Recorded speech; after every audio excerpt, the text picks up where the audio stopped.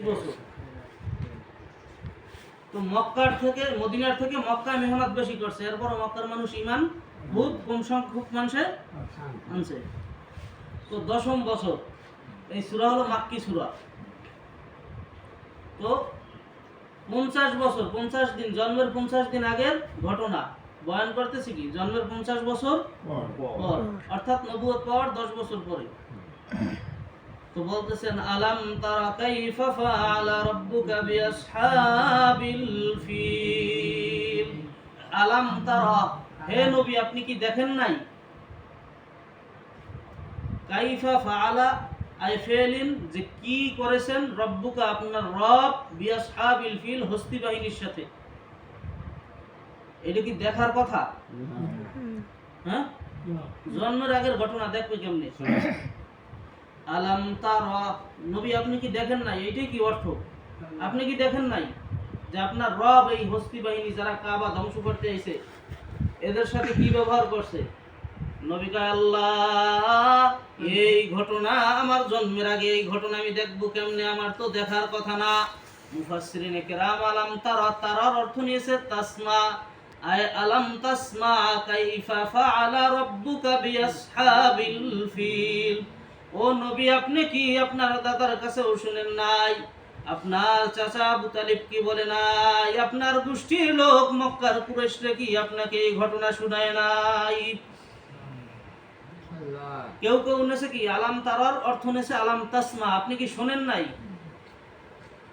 মুফাসসিরিনে কেরাম তাফসীর ইবনে কাসির এর ভিতরে লেখেন যে না, যদি আলাম তাসমা যদি থাকতো, তাহলে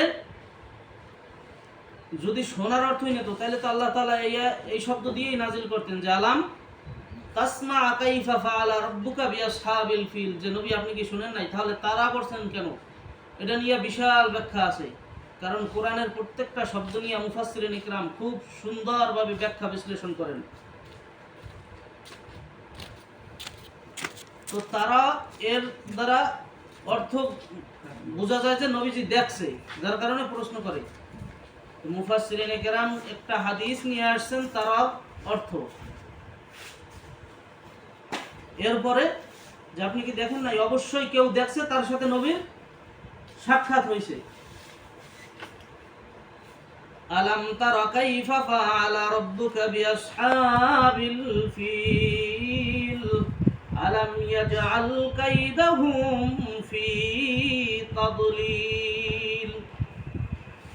যারা কাবা ধ্বংস করতে আসছিল, আল্লাহ তাআলা কি তাদের এই ষড়যন্ত্র নস্যাৎ করে নাই? আলাম ইয়াজআল, আল্লাহ তাআলা কি করে নাই? কাইদাহুম, তাদের ষড়যন্ত্র, ফি তাদলিল, অর্থাৎ ধ্বংস করে নাই। ওয়া আরসালা আলাইহিম তায়রান আবাবিল। আরসালা আলাইহিম, আপনার রব তাদের উপর পাঠায়া দিয়েছেন তৈরন, পাখি, আবাবিল, ঝাঁকে ঝাঁকে পাখি পাঠাই দিয়েছে। আবাবিল কি? আবাবিল পাখি না, আবাবিল অর্থ জামআন বাদাল জামআ, যে ঝাঁকে ঝাঁকে একের পর এক অগণিতভাবে পাখি পাঠানোকে বলা হয় আবাবিল। ইববিলুনের জমা আবাবিল, এক বচন ইববিলুন আর বহু বচন আবাবিল। আল্লাহ তাআলা তাদের উপরে ঝাঁকে ঝাঁকে পাখি পাঠায়া দিছে ধ্বংস করার জন্য। এরপরে কি? তারমিহিম বিহিজারাতিম মিন সিজ্জিল। তারমিহিম, আল্লাহ রাব্বুল আলামিন নিক্ষেপ করেছেন তাদের উপরে, বিহিজারাতিম, এমন পাথর, মিন সিজ্জিল। দেখেন হিজারাতুন অর্থ কি? হাজার অর্থ পাথর। তো আল্লাহ তাআলা বলেন বিহিজারাতিন, যে তাদের উপরে পাথর পাঠাইছে। এরপরে ওই যে বললাম পাথর কেমন, সাধারণ কোনো পাথর না, এই জন্য মিন দিয়ে আল্লাহ তাআলাই আবার ব্যাখ্যা করে দিতেছেন মিন সিজ্জিল, এমন পাথর যেটা নতুন ফিল্ডে, নতুন ব্রিক ফিল্ডে বানানো হয়েছে, যেটা শুধু ওদের জন্যই কি বরাদ্দ। যদি সাধারণ পাথর হইতো তাহলে তার মিহিম বিহিজারাতুন পর্যন্তই কি আয়াত শেষ হইতো। মিন সিজিল দিয়ে আল্লাহ তাআলা এবার ব্যাখ্যা করতেছে সাধারণ কোন পাথর দিয়ে এদেরকে ধ্বংস করি নাই। এই কথা বলেন কি ধ্বংস করি নাই। ফাজআলাহুম কাআসফিন মাকুল, ফলে তাদের অবস্থাটা এমন হয়েছে, ফাজআলাহুম তাদেরকে করেছেন কাআসফিন মাকুল, গরুতে ঘাস খায়, ছাগলে ঘাস খায়, তাই না? ঘাস খাওয়ার পরে কি কিছু ঘাস গরুতে কি জমা রাখতে পারে, ছাগলে জমা রাখতে পারে, এরপরে বসে বসে আস্তে আস্তে চাবায় না? চাবাইতে চাবাইতে অনেক সময় দেখবেন গালি দিয়ে ঘাস কিছু ফালাই দেয় দুই সাইড দিয়ে, ওই ঘাস একেবারে সোবরা সোবরা হয়ে যায়, এর ভিতরে রস পানি কিছু থাকে না। কুড়ার ভিতরেও কিছু রস আছে শুকনা কুড়ায়, কিন্তু ওই ঘাসে আর কিছু অবশিষ্ট থাকে না। আল্লাহ তাআলা বলেন তাদেরকে চর্বিত ঘাসের নাই আল্লাহ তাআলা ওই ওয়াদিয়ে মুহাসসার নামক স্থানে ফালায়া রাখছে। এই গেল কি সূরার সরল অনুবাদ। এবার তাফসীর। ওই যে আলাম তারা, নবী আপনি কি দেখেন নাই? আসলে তো দেখার কথা না। মদিনায় সাহাবায়ে কেরাম হিজরত করে গেছে, এক নাম্বার সাহাবী নবীজির নাম কি? জোরে বলেন কি? হযরতে আবু বকর সিদ্দিক রাদিয়াল্লাহু তাআলা আনহু।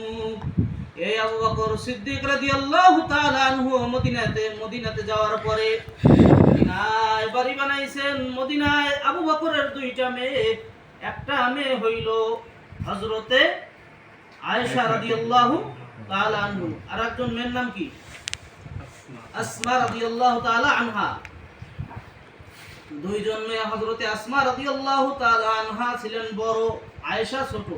আসমা রাদিয়াল্লাহু তাআলা আনহা বলেন, যখন আয়েশা অল্প অল্প হাঁটা শিখছে তখনই আমার বিবাহের প্রস্তাব আসা শুরু হয়েছে। তো এলাকায় ভিক্ষুক যায় না? প্রত্যেক দিন বা দুই একদিন পর পর কি এক ভিক্ষুক আপনার আমার দরজায় যায়? তো মদিনায় বাড়ি করার পরে এবার দেখতেছে যে একটা ভিক্ষুক প্রত্যেক দিন আবু বকরের বাড়িতে যায়, আর ওই আসমা বড় থাকার কারণে আসমা তাকে ভিক্ষা দেয়। লোকটা খুব কালো, এরপরে হাত একটা অবশ, পা একটা ল্যাংড়া, ঘোরাই ঘোরাই হাঁটে, কথা ঠিক মতো স্পষ্ট না, আরবিও ভালো জানে না, ভাঙ্গা ভাঙ্গা আরবিতে কথা বলে। তো কিছুটা মিলে হযরতে বেলালের সাথে ওনার মানে ওই রকমের বাঙালি, আর যদি আরবের জায়গায় দাঁড়ায় জীবনও মিলবে। বাঙালি যতই আরবের মতো দেখা মিলবে। তো কিছুটা হযরত বেলাল রাদিয়াল্লাহু তাআলা আনহুর সাথে গায়ের রং, এরপর আচার আচরণ কিছুটা মিল খায়। আবু বকর সিদ্দিক রাদিয়াল্লাহু তাআলা আনহুর মেয়ে হযরতে আসমা ডাক দিয়া বলেন, চাচা, কোন বাড়িতে যদি ভিক্ষুক যায় এক সপ্তাহে গেলে অন্য সপ্তাহে যায়, আজকে শুক্রবার এক ভিক্ষুক আসছে, আবার গিয়ে আগামী শুক্রবার বা বৃহস্পতিবার আসবে, এটাই তো নিয়ম, ঠিক না? কিন্তু চাচা আপনি দুই একদিন পর পর প্রত্যেক দিন বা দুই একদিন পর পর আপনি এই রাস্তা দিয়ে ভিক্ষা করেন, আবার দেখি সামান্য কিছু ভিক্ষা জমা হইলি আপনি আপনার বাড়িতে চলে যান। ও চাচা, আপনার কাছে জানতে চাই আপনার পরিচয় কি? পরিচয়? এবার ভিক্ষুক ডাক দিয়া বলে, মা, আমার এই কাহিনী, আমার পরিচয় তুমি বুঝবা না, তুমি ছোট মানুষ, তোমার বাবাকে লাগবে। ইতিমধ্যেই হযরতে আবু বকর রাদিয়াল্লাহু তাআলা আনহু তার বাড়িতে ঢুকছে। ঢোকার পরে আবু বকরের মেয়ে ডাক দেয়া কয়, বাবা, এই লোকটা প্রতিদিন ভিক্ষা নিতে আসে, ভিক্ষা দিতে কোনো অসুবিধা নাই, কিন্তু এই লোকটার পরিচয় জিজ্ঞাসা করার পরে বলছে আপনাকে লাগবে। এবার হযরতে আবু বকর ডাক দিয়া বলে, ও ভাই, আপনি কি বলতে চান আমাকে বলেন। বলে, আবু বকর, তোমার মেয়ে তোমাকে ডাকছে, কিন্তু আমি বিশ্বাস করতেছি না যে তুমি আমাকে নিরাপত্তা দিবা। ঘটনা বলার পরে তোমাদের যে নবী আছে, নবীর কাছে আমাকে নিয়ে চলো, যদি নবী নিরাপত্তা দেয় তাহলে আমি বলবো। এবার আবু বকর ওই ভিক্ষুককে নিয়ে নবীর দরজায় রওনা। আসমা রাদিয়াল্লাহু তাআলা আনহা ডাক দিয়া বলেন, বাবা এই লোকটার পরিচয় আমি তার মুখ থেকে শুনতে চাই। এখন যদি আপনি নবীর দরজায় নিয়ে যান আমি শুনতে পারবো না, আমিও যাব। এবার বাবা বলে কি, চলো। তিনজনে গেছে কি নবীজির মসজিদে নববীতে গেছে। যাওয়ার পরে আসসালাতু ওয়াসসালামু আলাইকা ইয়া রাসূলুল্লাহ ইয়া নবিয়াল্লাহ, ও আল্লাহর রাসূল, এই লোকটার কাছ থেকে আমার মেয়ে পরিচয় জানতে চাইছে। লোকটা প্রথম আমাকে ডাকছে, আমি আসার পর লোকটা বলতেছে না, বলছে আপনার কাছে বলবে। এখন আপনি তাকে জিজ্ঞাসা করেন যে এই লোকটার পরিচয় কি, বাড়ি কোথায়, লোকটার এই অবস্থা কেন হইল। এবার ওই লোককে আল্লাহর রাসূল প্রশ্ন করলেন, বলো তোমার কি বলার আছে। আল্লাহর নবীকে বলেন, ইয়া রাসূলুল্লাহ ইয়া হাবিবাল্লাহ, আমি জানি আপনি মহামানব, যেই কথা দেন, যেই ওয়াদা করেন, এই ওয়াদা কোনোদিন খেলাফ করেন না।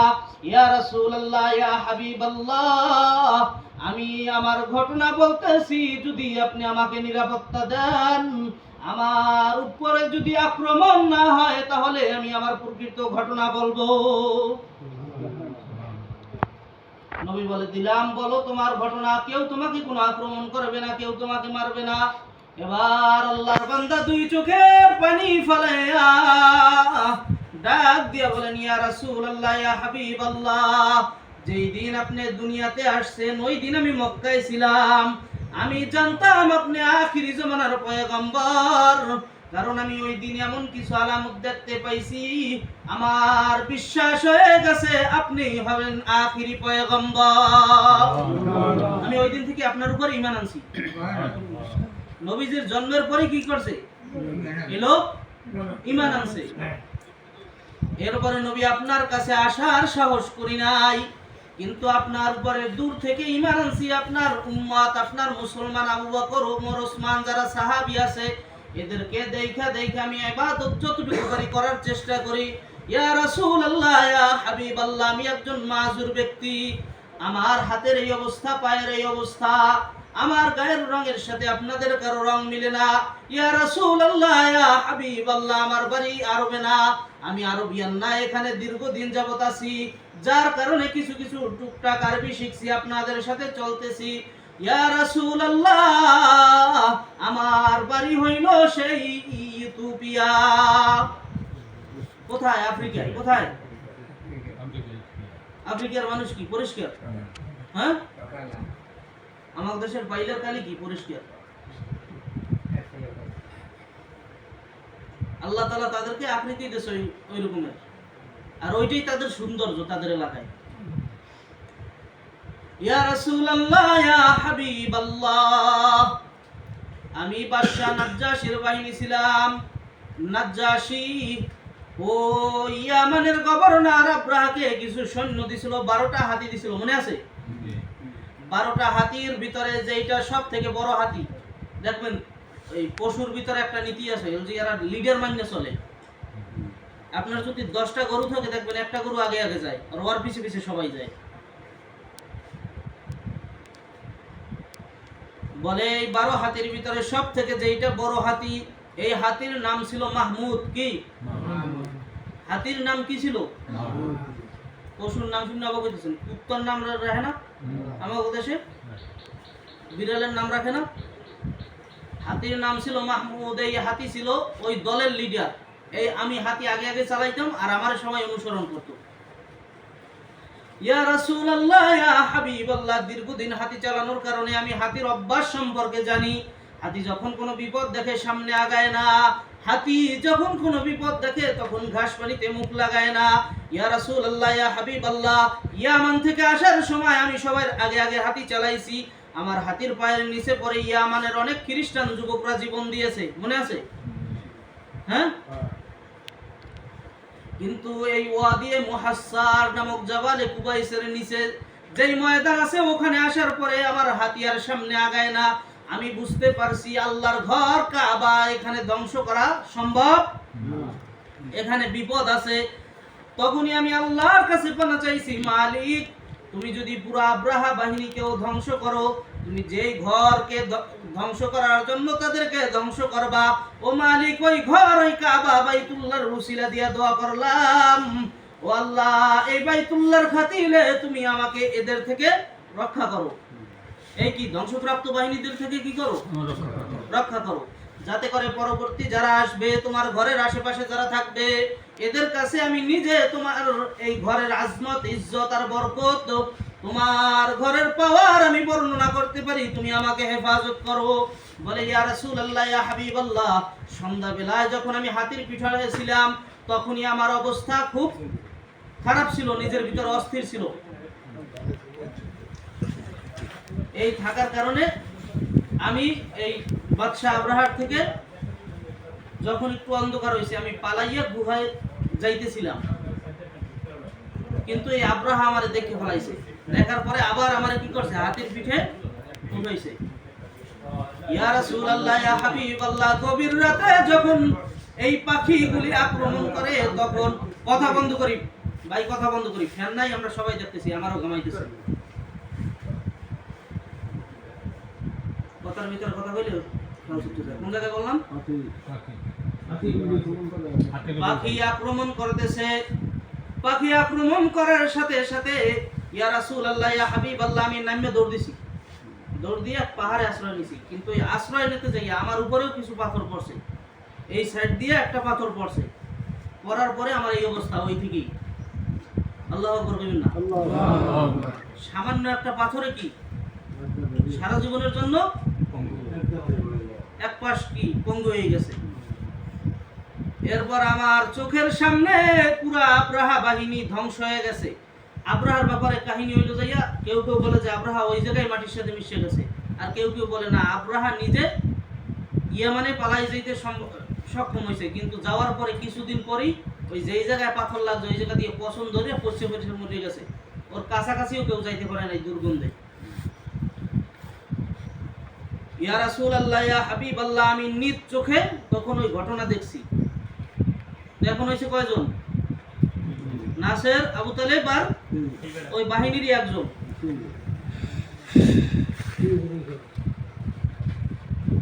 এই ঘটনা বর্ণনা করতেছে কার কাছে? নবীজির কাছে। আলাম তারা, নবীকে আপনি কি দেখেন নাই? অর্থাৎ এই লোক দেখতে আইছে, দেখতে আসার পরে বলতেছে হুবহু।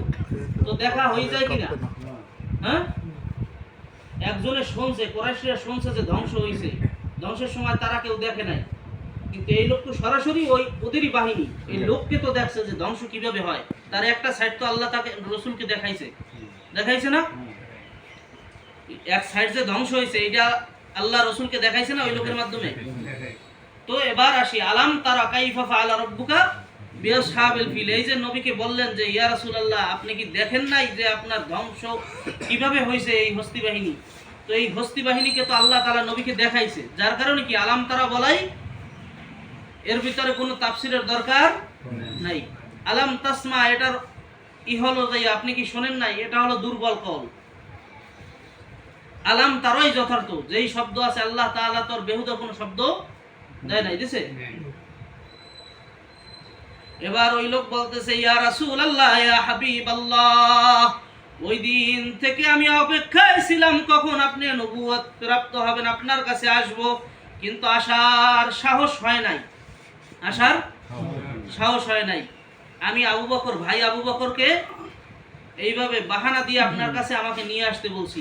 যখন আপনি নিরাপত্তা দিয়েছেন তখন আমি বলছি, আমি ভালো আরবিও পারি না, কোনো রকম কিছুটা শিখছি, ওইটা দিয়েই চলতেছি, ভিক্ষা করি, যা কিছু হয় ওইটা দিয়েই খাই, কারণ আমার পক্ষে তো আর কাজ করা সম্ভব না, ওইটা দিয়েই খাই, সারাদিন আমার বাসার ভিতরেই থাকি।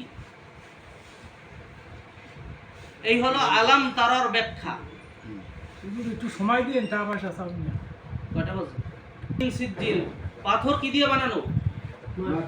মাটি দিয়ে বানানো। তো আল্লাহ তাআলা এই জালেমদের অবস্থা কেমন করছে? এদেরকেও কি মাটির সাথে চাইছিল কি মিশাইতে, কাবা মিশাইতে, কিন্তু আল্লাহ তাআলা কাবার মালিক কি করছে? ওই বাহিনী কি মিশাইতেছে। সূরা শিক্ষা কি? কোন জালেমের জুলুম স্থায়ী না। বলেন, কোন জালেমের জুলুম স্থায়ী না। সাময়িকভাবে তো এই কাবার যত শাখা প্রশাখা আছে এগুলি হলো কি? এই মসজিদ। এই মসজিদ আজও যারা মিটাই দিতে চায়, হয়তো এদের এই চেষ্টা এটা সাময়িক, কিছু দিনের জন্য দখল করে রাখতে পারবে বা মিটিয়ে দিতে পারবে, কিন্তু কিয়ামতের দিন ওই মসজিদ থেকে আবার মসজিদ দ্বারাই কাবার সাথে গিয়ে জয়েন লাগবে, হাদিসের ভিতরে আছে। তো জালেমের জুলুম স্থায়ী না। মসজিদ যেখানে হবার হবে, আল্লাহর ঘর যেখানে হবার হবেই, এটা কোনো বাতিল ষড়যন্ত্র কইরা মিশিয়ে দিতে পারবে না, পারবে? তো আমরা সবাই মসজিদ করার পক্ষে নাকি ভাঙার পক্ষে? সবাই ইমানদার না? তো করার পক্ষে হইলে যেইভাবে আপনাদের সমাজের মসজিদ আগে ধরেন, যেইভাবে সুন্দর হয় ওইভাবে টাকা পয়সা দিয়া